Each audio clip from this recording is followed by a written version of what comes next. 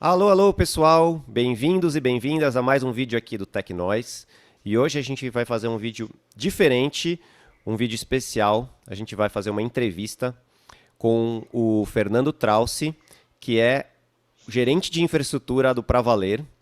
E a gente vai falar bastante de Google Cloud, de infraestrutura, de CI/CD, ferramentas do Google, ferramentas para migrar, enfim, várias coisas dessa infraestrutura que todo mundo conhece, já ouviu falar, mas não viu funcionando na prática.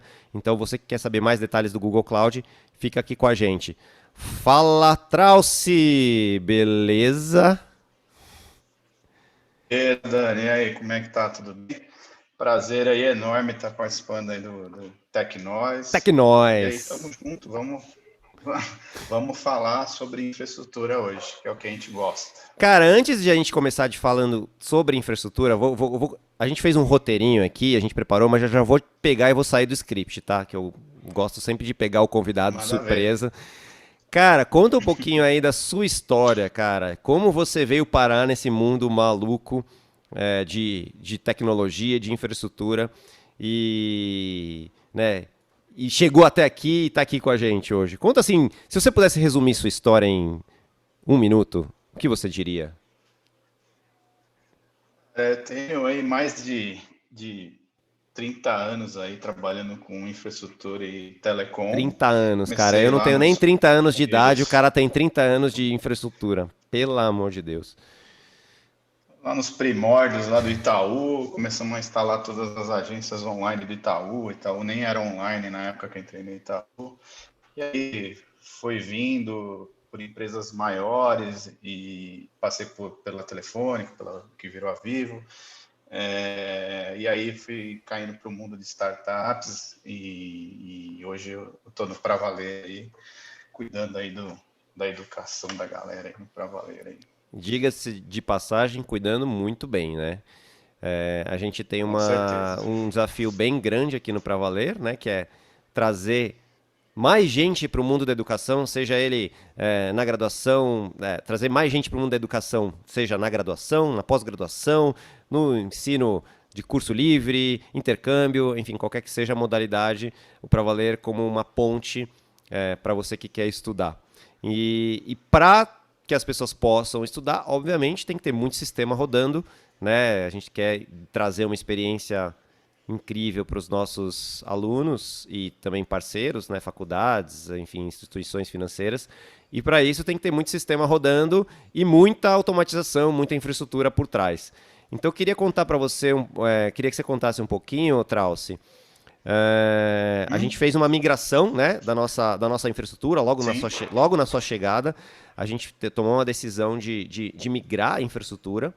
E eu queria que você contasse um pouco como foi esse processo de migração. Tipo, quanto tempo a gente se planejou, quanto tempo demorou para executar, e depois que a gente migrou, ficou tudo certo, deu problema. Então, assim, sendo bem transparente mesmo, falando a real, entendeu? O que que deu Sim, merda, lógico. que deu certo, lições aprendidas até para galera que nunca passou por esse momento de imigração, que é sempre um momento meio crítico, entender um pouco e de repente trazer alguma uma novidade aí pra gente. Legal, Dani.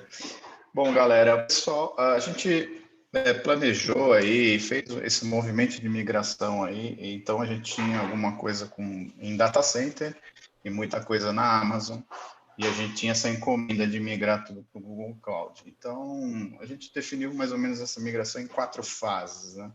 Essas fases foram o planejamento e a definição mesmo do que a gente ia fazer, seria a primeira fase.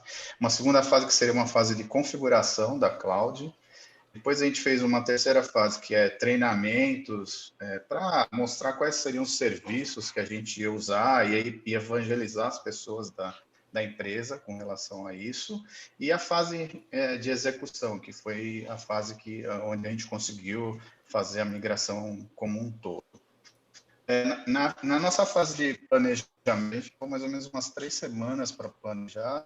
O Google Cloud já não era uma coisa nova para a empresa, mas eu já vinha com um background bom de Google Cloud, então eu conhecia bastante, então eu consegui montar até de uma forma rápida isso. Então, a gente fez todo o desenho da rede e a definição de endereçamento de todos os ambientes. E depois também, durante essa fase, a gente definiu quais seriam os serviços que iam ser usados, basicamente, para a gente poder fazer a migração. E o que que a Depois, gente está na fase usando? de O que que a gente está usando hoje no Google Cloud, Trauce? Bastante nós estamos serviço? usando Kubernetes, bastante serviço. A gente está usando Kubernetes como o GKE, né, que é o Kubernetes como serviço. A gente usa o Cloud Run, Cloud Run for Anthos, que é o Cloud Run conectado no nosso próprio Kubernetes, porque tem dois tipos de Cloud Run, né? O Cloud Run, que é o gerenciado pelo Google, e o Cloud Run for Anthos, que é o Cloud Run conectado no nosso cluster de Kubernetes. A gente está usando o Cloud Build, para fazer os nossos builds nos ambientes. Basicamente, esses são os três pilares. Depois a gente tem aí o SQL, né? A gente usa e assim a parte de Compute Engine também, com alguns servidores de banco, mas assim outros servidores no serviço gerenciado de banco do Google, o SQL. Uhum. E assim, alguns serviços auxiliares que a gente usa, como Cloud Functions, que é para criar funções, para poder a cloud se movimentar da melhor forma possível. Ô, A Trauce, gente assim, usa para quem também não os...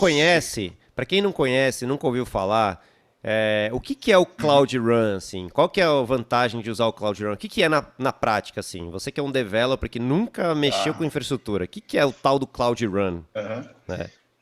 O Cloud Run, ele nada mais é do que um orquestrador de Kubernetes, né? E como é que ele faz isso? Ele faz uma forma que você abstrai muito a parte de configuração para você poder criar um ambiente em Kubernetes. Ele faz isso para você, você só passa algumas diretrizes para ele e ele monta isso de uma forma super simples e fácil. E eu acho que o Cloud Run foi o grande pulo do gato da nossa migração, porque a curva de aprendizado para trabalhar com ele é muito baixa e assim o pessoal rapidamente aprendeu a mexer e a gente praticamente portou todos os serviços que a gente tinha na Amazon e nos data centers que a gente trabalhava para a Cloud Run. Basicamente, hoje 90% do que a gente tem no ar hoje trabalha em Cloud Run. Ou seja, na verdade o Cloud Run, ele é uma camada de abstração em cima do Kubernetes. Então o Kubernetes ele é um software bem conhecido e principalmente para o pessoal que está mais próximo de trabalho com infraestrutura conhece bem o Kubernetes. Só que o Kubernetes tem muita funcionalidade, ele é bem complexo, exige, saca, você pode fazer Sim. certificação de Kubernetes, tem zilhões de parametrizações e formatos, etc. Então para você aprender o Kubernetes, exige um certo tempo, né, uma curva de aprendizado muito ampla. O Cloud Run, ele é como se fosse assim, cara, pega só o que é principal do Kubernetes, o que é mais usado, 99% dos casos, que é o que atende a maioria dos projetos e dos times, e vamos criar uma interface simples, do tipo, você só diz aí qual que é a capacidade que você espera do seu serviço, né, quanto de memória, quanto de CPU, mais ou menos, e o resto deixa com a gente administra a rede, você só bota o serviço no ar e no fundo roda ele aqui. Então, e o Cloud Run já abre as portas, configura firewall, todas essas coisas de abrir porta de rede, abstrai tudo isso, você só sobe o negócio, tá aqui o endpoint, pode acessar, tá rodando, tá funcionando. Legal. Agora, qual que é a diferença Exatamente isso, Edu. e por que que vocês escolheram usar o Cloud Run for Anthos e não o Cloud Run gerenciado pelo Google? Porque eu imagino que deve ter esses dois níveis, né? O gerenciado pelo Google deve ser até mais ainda abstrato, ou seja, você tem menos controle ainda da infra, mas menos trabalho também. E por outro lado, o for Anthos talvez você tenha que conhecer mais coisas, mas ter um pouquinho mais de controle. E aí eu queria entender quais foram as necessidades que a gente tinha no Pra Valer que fizeram com que a gente escolhesse o For Anthos que o gerenciado do Google não atendia. Tá. A diferença básica entre os dois, tá? Uma é pricing, né? Acho que é o preço deles, e outra seria você não consegue no Cloudflare gerenciado ter clusters privados, tá? Então, a gente tinha uma necessidade muito grande de ter clusters privados que não fossem expostos de nenhuma forma para a internet. É lógico que você consegue expor no gerenciado também, usando autenticação e tal, mas a gente nem queria dar essa entrada para as pessoas, porque não havia necessidade de ter serviços expostos. Então, dentro do Cloudflare for Anthos, a gente conseguiu ter clusters expostos e clusters internos. Então, essa acho que foi a premissa básica, foi uma premissa mais de Entendi. segurança do que Ou qualquer seja, outro motivo. Se o Cloud Run gerenciado do Google tivesse essa feature de ter os clusters privados, talvez a gente não precisaria usar o Forantos, né? Provavelmente, sim. Tá. A gente também quis, como a gente ainda ia usar muito coisas de Kubernetes, porque a gente não tem 100% do Cloudflare for Anthos rodando, né, nos serviços, a gente também, ele também tem um potencial para poder escalar e aproveitar as lacunas que esse cluster pode ter de espaço, de memória e CPU. Então, no fundo, ele acaba te otimizando melhor o seu ambiente. Então, você consegue ter um conjunto melhor otimizado e mais econômico no final das coisas. Legal. E aí me fala uma coisa, essa migração para o Google, quais foram no final assim os benefícios que você vê para a empresa, para o negócio, depois que a gente fez essa migração? No negócio e o impacto, se teve algum impacto no time, né? Quais foram as mudanças que você vê que foram positivas e eventualmente até mudanças que você vê que foram negativas, que se é que tem alguma mudança negativa aí que você vê depois dessa migração? Tá. Eu acho que o principal benefício, né, eu acho que foi assim, é a oportunidade de você poder começar um projeto praticamente do zero, e aí dentro disso você não tudo configurado da forma certa que tem que ser configurado para você poder prover uma escalabilidade melhor, uma resiliência melhor, porque quando a gente no passado a gente dentro da Amazon e outro data center, o negócio crescendo muito rápido, a gente não conseguia fazer uma arquitetura de infra que conseguisse atender isso. Então, acho que a grande vantagem nesse momento foi sair do zero e poder fazer esse projeto. Uma outra coisa no Google que foi usado, que é um pulo do gato em termos de rede, são os shared VPCs. Como a gente tem muitos squads aqui dentro dos nossos ambientes, os nossos são separados por projetos dentro do Google, e esses projetos, cada projeto é uma squad. Por que isso? Para dar autonomia para os times trabalharem dentro do mundo deles, só que eventualmente esses times precisam se comunicar, alguma comunicação precisa se comunicar com os outros times, e por isso a gente usou o Shared VPC.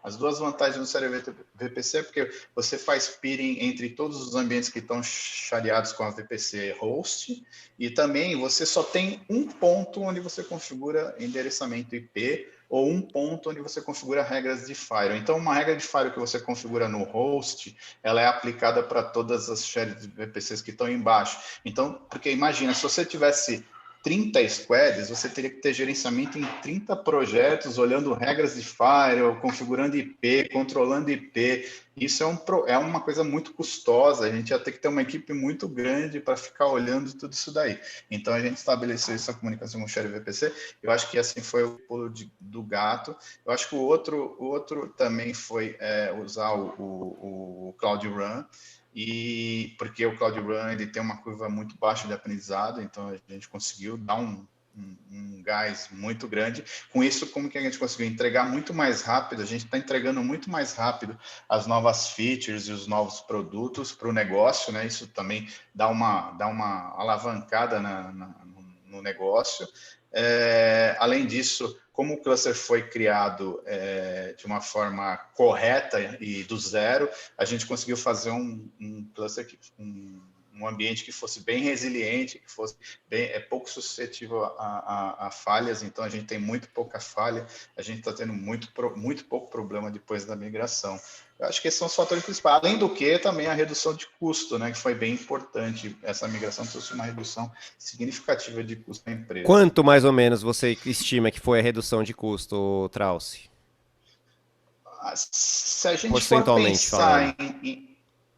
se a gente for pensar em benefícios no sentido dos benefícios que foram negociados aí com o GCP tudo que a gente conseguiu negociar com eles, a gente ficou praticamente 8 meses sem pagar cloud, né, Dani? Então, Entendi. isso aí já é um baita Isso benefício. foi uma negociação, mas aí depois, beleza, tudo bem, foi uma negociação de migração, talvez deu até um trabalho de migrar, então meio que se pagou assim, vai, a gente teve um trabalho extra, mas a gente teve um desconto, vamos dizer assim, nos primeiros meses por conta dessa migração. Mas vamos dizer assim, a partir de agora, que a gente tem a infra inteira lá, comparando com toda a infra que a gente tinha antes, no data center e na Amazon, assim, se fosse olhar a infra de agora, e quanto custava a infra? Para você ter uma ideia, assim, pensando que durante a migração a gente cresceu pra caramba no Pra Valer, então surgiram diversas novas aplicações, bancos, né? A gente ainda está 35% mais barato do que a gente estava na Amazon, então, foi muito vantajoso, porque além de a gente ter crescido muito, a gente ainda está mais barato do que a gente estava antes. Tá? Perfeito, perfeito. E você acha que ainda tem espaço para otimização, ainda mais dessa infra, que a gente conseguiria crescer sem subir o custo? Como que você vê a perspectiva aí para os próximos meses? Porque o Pra Valer hoje, enfim, já beneficiou muitos alunos, né? A gente já chegou a 170 mil alunos que a gente beneficiou, mas a gente quer chegar a 1 milhão nos próximos anos. Você acha que a gente vai conseguir chegar a esse 1 milhão sem ter que multiplicar? A gente vai multiplicar nosso número de alunos impactados por quase 5, e idealmente a gente não teria que multiplicar por 5 o nosso custo de infra. Você acha que o nosso custo de infra vai multiplicar por quanto aí nos próximos anos? O que você imagina? Olha, Dani, eu acho que a gente tem muita manga para crescer com o que a gente já está pagando hoje. Eu acho que a gente está muito bem, e assim, eu não consigo imaginar a gente dobrando o custo para atender essas pessoas aí. Eu acho que a gente nem deve chegar nesse patamar de dobrar o custo, mas a gente está com muita manga, a gente está com os ambientes todos escaláveis, criamos diversas features, por exemplo, usando máquinas preemptible, que são máquinas mais baratas que o Google negocia, que no máximo 24 horas. Então, a gente está gerenciando isso dentro dos nossos clusters de desenvolvimento, staging. Então, a gente está desligando os ambientes em horários não de expediente, mas, por exemplo, alguém quiser trabalhar, ele simplesmente vai dar um comando, ele liga o ambiente para poder trabalhar. Então, a gente está fazendo diversas coisas para otimizar o custo, e provavelmente a gente não vai precisar gastar muito dinheiro para crescer e chegar nesse 1 milhão de alunos, não. Legal. Então, ô Trauci, me conta um pouquinho, assim, você tem alguma coisa que você poderia mostrar pra gente, assim, do painel do Google, ou algum diagrama, alguma arquitetura aí que vale a pena mostrar aí para quem quiser entender um pouco mais como que a gente utiliza, de repente mostrar o nosso pipeline? Eu acho que eu posso mostrar o nosso desenho de pipeline, dá para a gente entender, bacana. Deixa eu compartilhar aqui. Só um minutinho.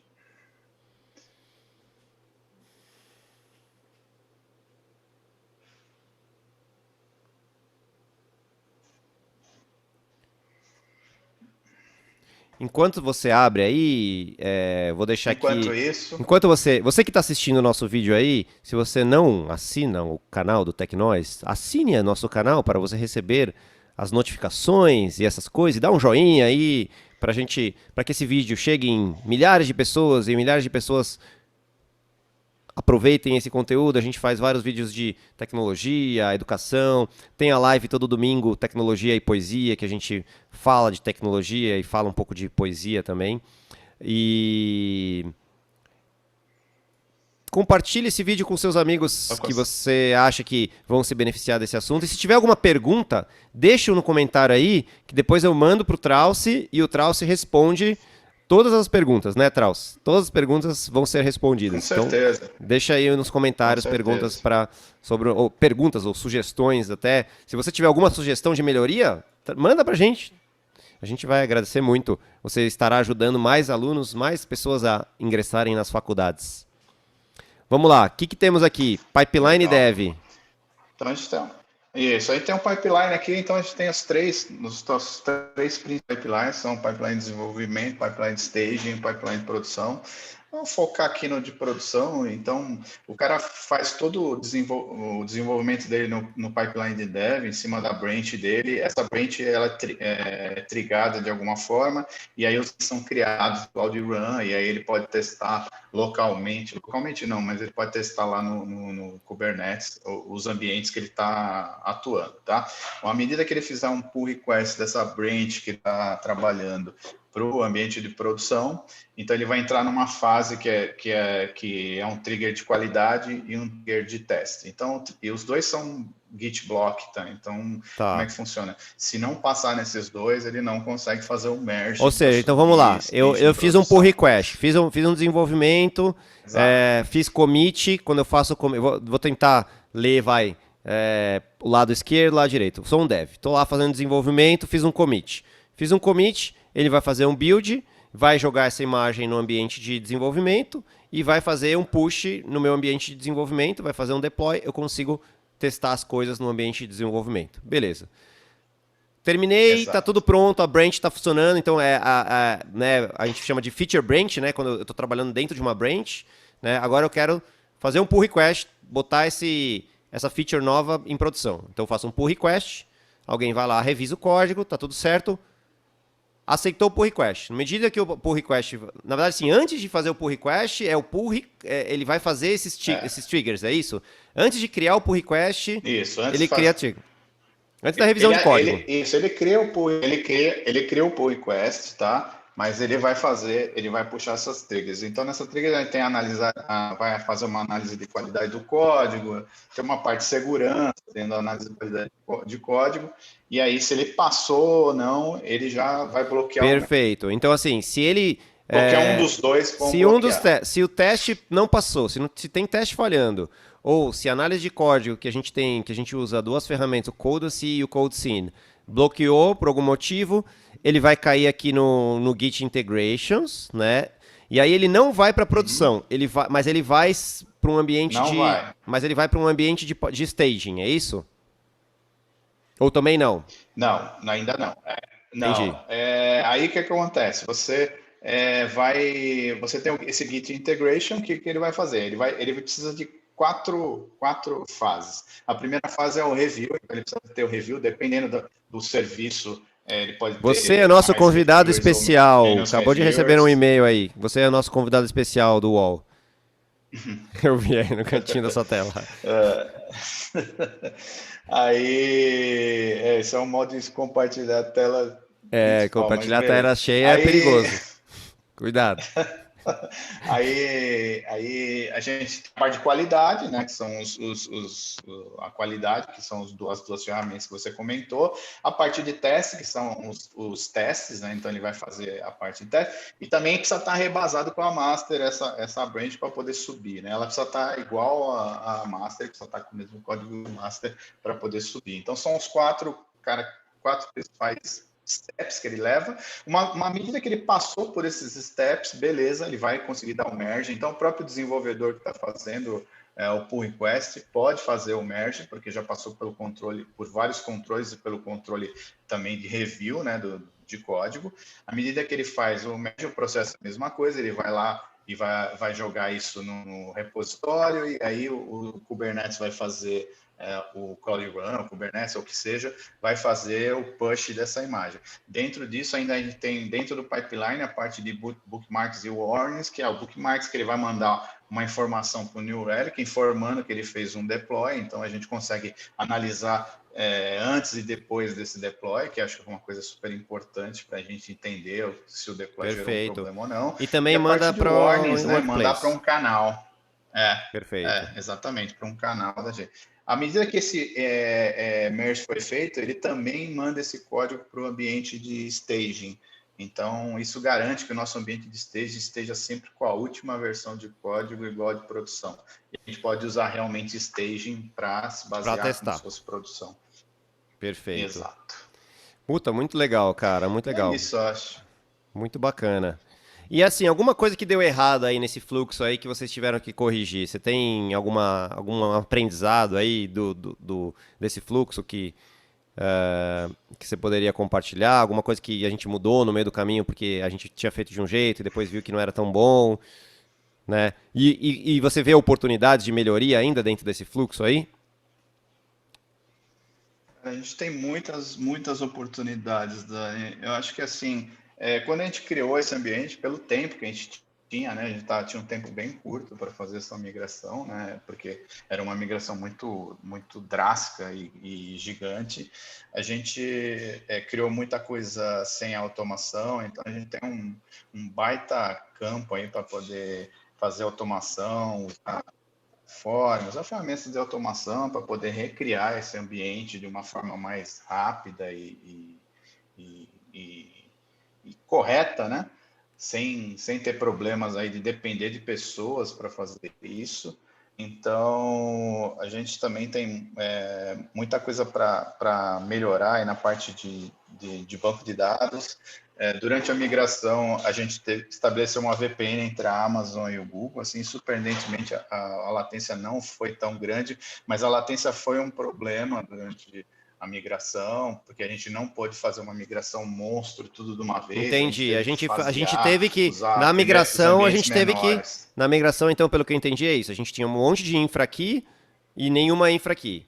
E aí, em vez de mandar tudo Isso, de uma vez e fazer um Big Bang, não. A gente foi trazendo umas coisas daqui para cá. E aí, para que tudo continuasse funcionando, a gente meio que criou um cano para que as redes meio que entendessem que, você tá tudo na mesma rede, então não importa o que se tá aqui ou se tá aqui, todo exato. mundo meio que se enxerga. E na medida que a gente trouxe tudo para cá, aí a gente cortou esse cano que não servia mais para nada, é isso? Perfeito. Exatamente, Dani, Legal. porque assim, a gente começou migrando as coisas que são mais autônomas, né? E aí depois começou a planejar a migração do que era mais pesado. Para a parte de banco de dados, a gente montou uma réplica do lado do GCP, do banco, no caso estava na Amazon, e primeiro viramos a aplicação no GCP, ainda falando com o banco lá na Amazon, então a gente tinha uma certa latência, mas não foi um problema muito grande.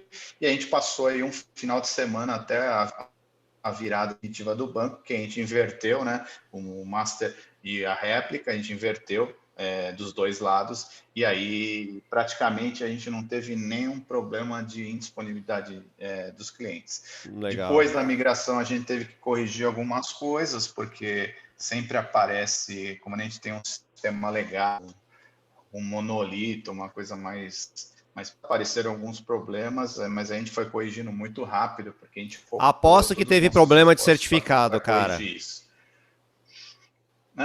Alguns problemas de certificado, alguns problemas de Sempre dá, né? DNS que estavam chumbadas no código, coisas que estavam chumbadas no código, IP chumbado no código, essas coisas que a gente tentou o máximo possível mitigar, mas na hora da virada sempre vai aparecer uma coisinha ou outra. Mas assim, a gente conseguiu ficar razoavelmente estável na semana posterior à migração e extremamente estável logo na próxima semana. Então, em termos de estabilidade, hoje a gente está muito melhor do que a gente estava no outro ambiente. Legal, cara, muito bom. Quais seriam os próximos passos? O que a gente não usa hoje do Google Cloud que você tá louco para meter o dedo ali e falar, cara, eu queria usar isso, queria fazer isso aqui. Quais são os próximos passos aí na nosso uso do Google Cloud? O Google Cloud tem uma coisa bem interessante, que é tipo você poder usar serviços de outros fornecedores pagando direto na cloud, com acordos que eles têm, com valores, essas coisas, né? Uma das coisas que a gente está Marketplace, né? querendo usar, e a gente. Exatamente.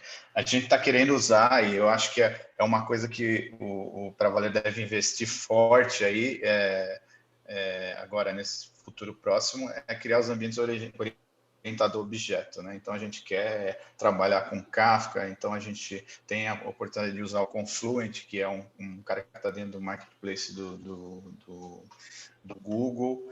Então a gente já está fazendo alguns testes com isso. A gente também já está testando algumas novas databases para poder ter mais performance. Tem bastante coisa interessante aí que a gente está e olhando no Google. O Google Secrets, que é tipo um gerenciador de secrets mesmo, que você consegue guardar e versionar essas secrets. A gente está querendo migrar os nossos pipelines para esse cara, porque esse cara é muito mais seguro. Então tem algumas ferramentas bem interessantes aí. A gente está usando bastante o Schedule para substituir as crontabs, que eventualmente a gente precise usar, então a gente está trabalhando muito isso. E também o Google recém lançou o Cloud Endpoints, o Cloud Endpoints não, o Gateway, né? API Gateway, que a gente está testando e está trabalhando junto com o Google também para poder utilizar. Ainda a gente não dá para utilizar do jeito que a gente trabalha com a parte dos internos e tal, mas eles estão trabalhando também para melhorar isso. Então, acho que são os principais serviços aí que a gente quer trabalhar aí daqui para frente. Cara, legal. Acho que foi bem interessante essa conversa, várias coisas aí. Se você ficou com alguma dúvida aí, deixa seu comentário aqui, faz pergunta para o Trauci. Vamos falar de infraestrutura, vamos falar de código, vamos falar de sistema.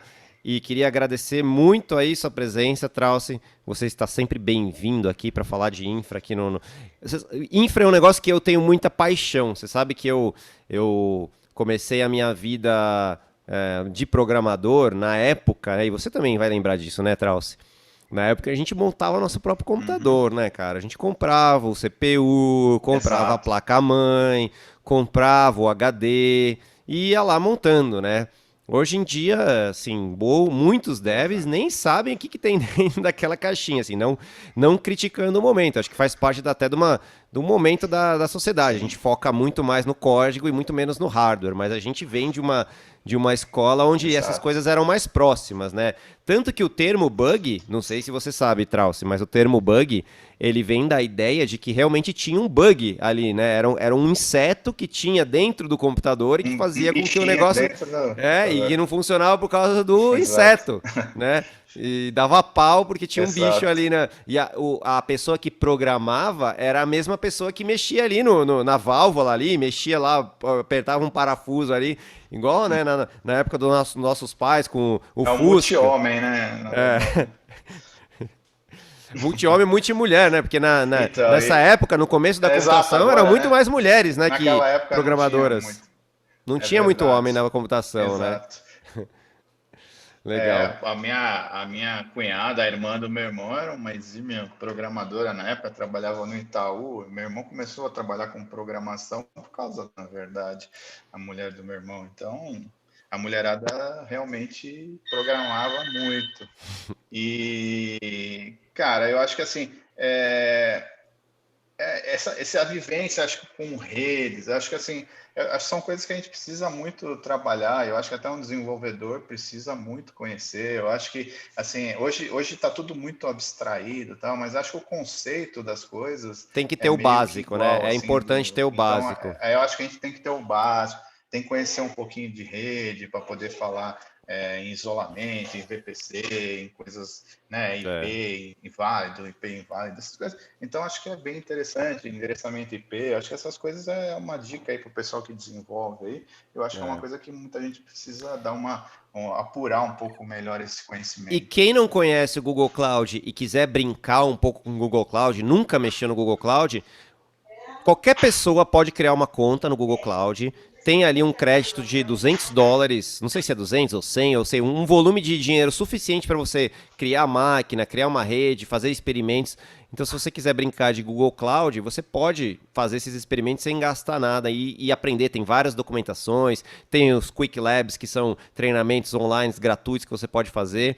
Tudo isso disponível ali na nuvem do Google. E, claro, se você tiver alguma dúvida e quiser conversar, traz aqui para o canal, traz proposta de tema que a gente fala sobre esses assuntos. Eu mesmo já fiz alguns vídeos sobre Cloud Run, sobre Kubernetes, sobre outras coisas do Google Cloud, mas sempre que você quiser saber alguma coisa diferente, traz aqui que a gente vai fazer um vídeo e eu convido o Trauce para falar de outros assuntos também. Beleza, minha gente? Então acho que já deu por isso. A gente pode fazer. A gente pode fazer uma simulação, Dani, com certeza. Boa! Vamos no ar aí no canal. Aí. Vamos fazer uma criação de um ambiente na cloud do zero. Um serviço. Perfeito. Boa. Exato. Então tá bom, Trauce. Valeu, brigadão e até a próxima, pessoal. Tchau, tchau. Valeu, Dani. Valeu, galera. Valeu, até mais. Tchau.